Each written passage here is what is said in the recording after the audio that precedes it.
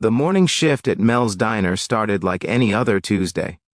Sarah wiped down the counter for what felt like the 100th time, her worn sneakers squeaking against the checkered linoleum floor.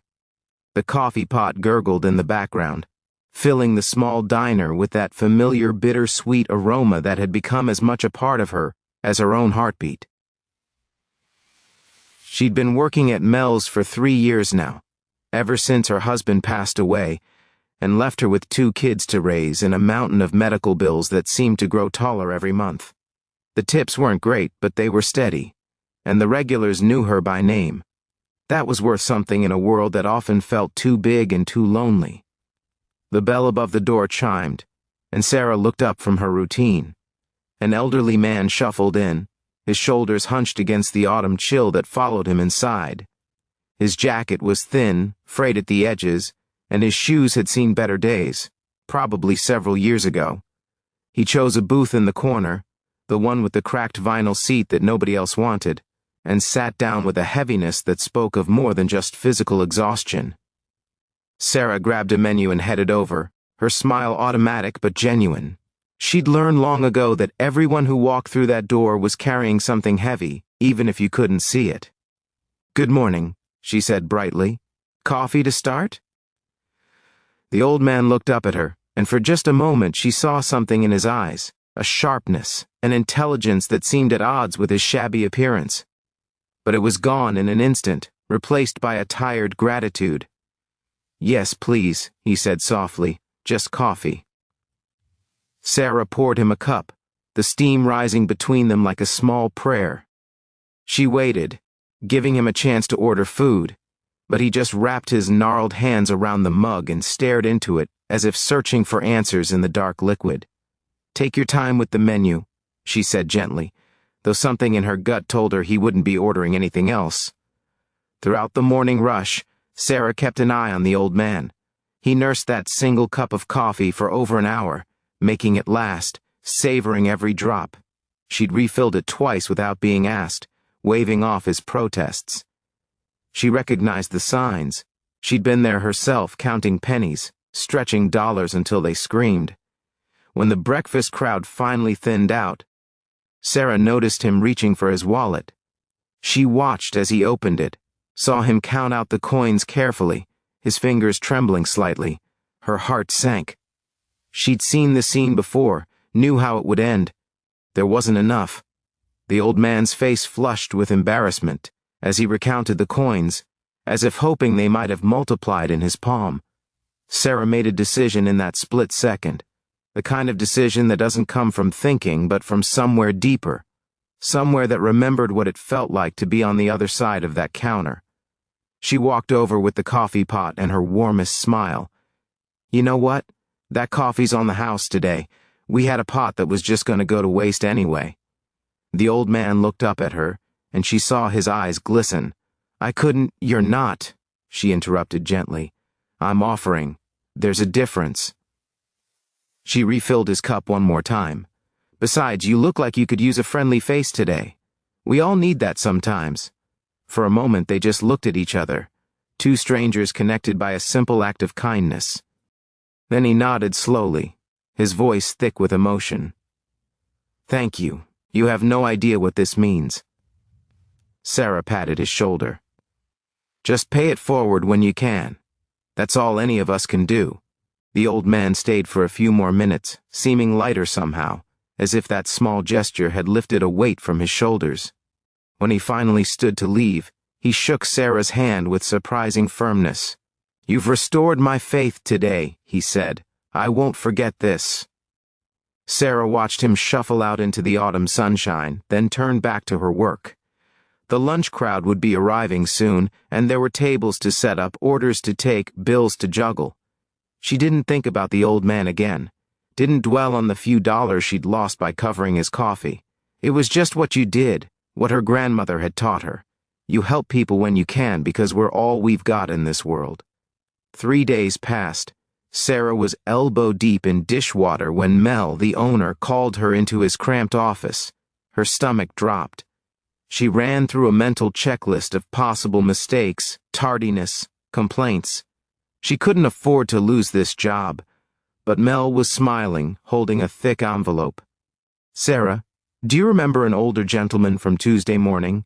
Thin, shabby jacket?" She nodded slowly, confused. "The one who came in for coffee? Did he complain about something?" "Complain?" Mel laughed, a sound she rarely heard from the gruff diner owner. "No, quite the opposite." He handed her the envelope. "This came for you today, along with this." He passed her a letter written on heavy, expensive paper. Sarah's hands shook as she read it, her eyes widening with each word. The old man wasn't just any customer. He was Richard Morrison, a real estate billionaire who'd built his empire from nothing, and he'd been testing something, searching for something that all his money had never been able to buy him: genuine human kindness without expectation of reward. The letter explained that he'd been visiting diners and coffee shops across the city for months, presenting himself as someone down on his luck, watching how people treated him when they thought he had nothing to offer in return. Most ignored him. Some were cruel, a few were polite but distant. Sarah was different. Inside the envelope was a check that made her gasp, enough to pay off every single one of her medical bills, with plenty left over to secure her children's education. But there was more. Mr. Morrison had also arranged a college fund for her kids and offered her a management position at one of his company's upscale restaurants, with a salary that would change her life. "He wrote that you didn't just give him coffee," Mel said, his own eyes suspiciously bright. "You gave him dignity. You saw him as a person, not a problem. And that, apparently, is worth more than all the money in the world." Sarah sat down hard, tears streaming down her face. That simple cup of coffee, that moment of connection, had been her just being herself, doing what felt right. She'd never imagined it would lead to this. The story spread through the diner, then through the neighborhood, and eventually across the city. News crews came calling, but Sarah kept it simple in every interview. "I didn't do anything special. I just treated him like I'd want to be treated." We could all do that, every single day, and imagine what kind of world we'd have. Sometimes the smallest acts of kindness cast the longest shadows, reaching further than we can ever know. And sometimes, just sometimes, they come back to us in ways we never expected, reminding us that being human, being kind, is never wasted. It's an investment in the kind of world we all want to live in. The media attention died down after a couple of weeks, but Sarah's life had transformed in ways she was still trying to comprehend. She'd accepted Mr. Morrison's offer to manage one of his upscale restaurants, a beautiful establishment called the Harvest Room in downtown Pittsburgh. The salary was more than she'd ever dreamed of making, and for the first time in years she could breathe without the constant weight of financial worry pressing down on her chest. But success, Sarah was learning, came with its own complications. Her first day at the Harvest Room was intimidating as hell. The staff eyed her with barely concealed skepticism. A diner waitress suddenly promoted to manage a 4-star restaurant. The head chef, a temperamental man named Anton, made his displeasure known immediately. "So you're Morrison's charity case," he said, not even bothering to lower his voice. "Tell me, what exactly do you know about running a place like this? How to pour coffee and flip eggs?" Sarah felt heat rise to her cheeks, but she'd raised 2 teenagers on her own and dealt with difficult customers for years. She wasn't about to let some egotistical chef rattle her. "I know how to treat people with respect," she said evenly. "I know how to work hard, show up on time, and care about every single person who walks through that door. If you've got a problem with that, we can discuss it with Mr. Morrison." Anton's eyes narrowed, but he turned back to his prep station without another word. The first few weeks were brutal. Sarah arrived early and stayed late, learning everything she could about wine pairings, premium ingredients, reservation systems, and the delicate dance of managing a high-end establishment. She made mistakes, plenty of them. She once seated a food critic at the worst table in the house, not recognizing him. She accidentally ordered twice the amount of truffle oil they needed, costing the restaurant hundreds of dollars. But she also brought something the Harvest Room had been missing: heart. Sarah learned the names of every staff member within the first week, not just the servers and managers, but the dishwashers, the busboys, the prep cooks who came in before dawn. She noticed when Maria, one of the housekeepers, was limping and arranged for her to see a doctor. She started a policy of feeding the staff actual meals, not just scraps, before the dinner service began. "These people work 12-hour shifts," she told Anton when he complained about food costs. "They deserve to eat well. A hungry, resentful staff doesn't create magic for customers." She also started noticing the customers differently.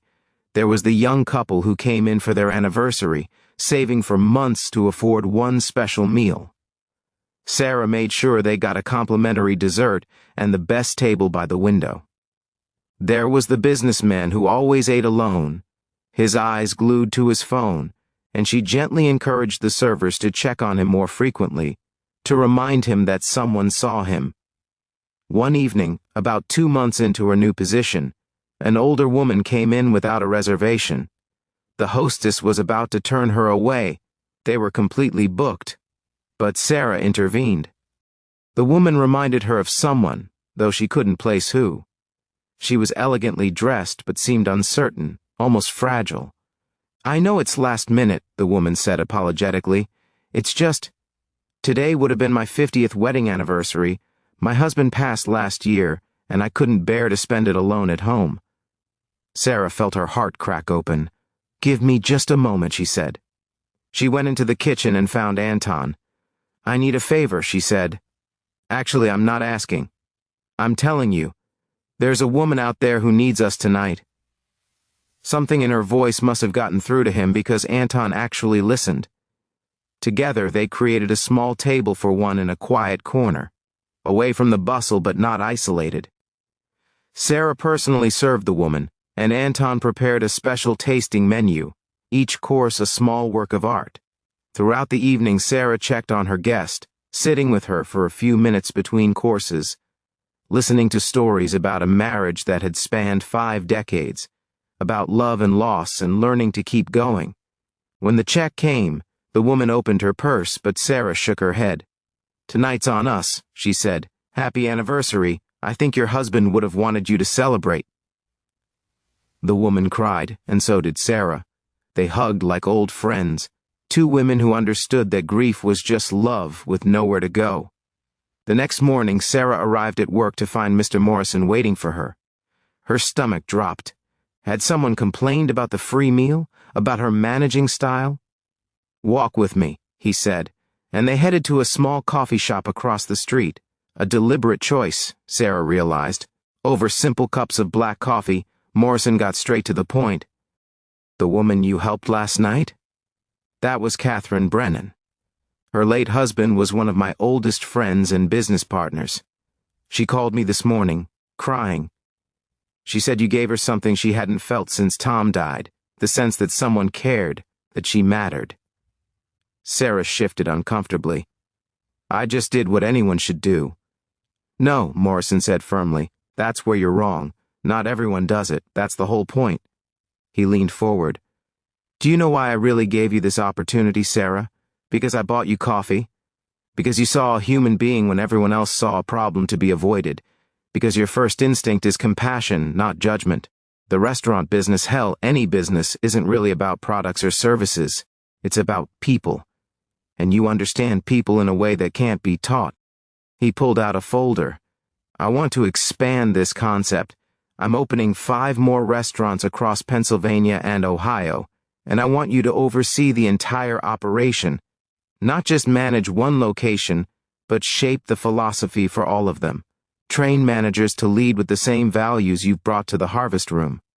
Sarah's coffee cup clattered against the saucer. "Mr. Morrison, I've only been doing this for 2 months. I'm still learning. I'm not qualified." "Qualifications aren't just about degrees and years of experience," he interrupted. "They're about character. I've watched you transform the harvest room. Staff turnover is down, customer satisfaction is up, and more importantly, people are talking about how they feel when they eat there. They use words like welcomed, seen, cared for. That's not luck, Sarah. That's leadership." Over the next hour, Morrison outlined his vision. Sarah would have a team of consultants to help with the business aspects she was still learning. But she'd set the culture, the values, the heart of each restaurant. She'd make sure that every location treated both staff and customers with dignity, that they remembered the human element that so often got lost in the pursuit of profit.